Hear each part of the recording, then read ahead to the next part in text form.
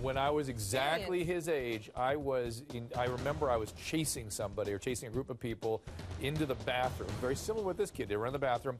And my kindergarten teacher picked me up off the ground and shook me so hard. Wow. Lucky I didn't get an intracranial bleed, frankly, and screamed at me for a good couple of minutes.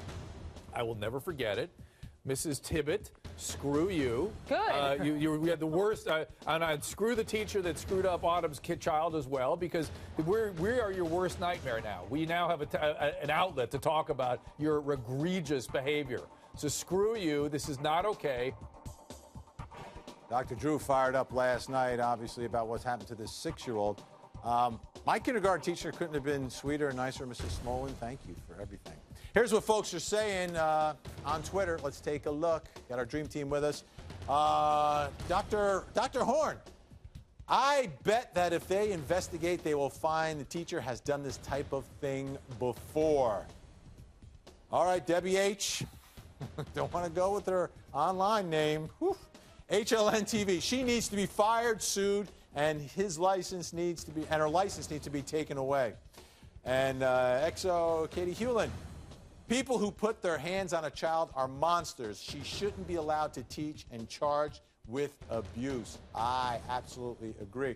Eric, the other thing that just strikes me here, it's like, you don't put your hands on my child. Exactly. Amazing restraint shown by this father. I don't know if I could have maintained that restraint. And I'm not sure most parents could have maintained that type of restraint.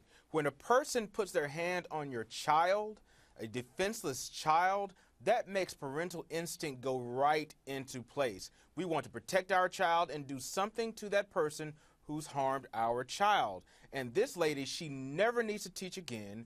And it's very important that we caught this, and it shows why it's so important for cameras to be all throughout schools, for them to be monitored for this type of behavior. Because without the camera, we may have never known that this actually happened, and that's important for school systems to take note for that.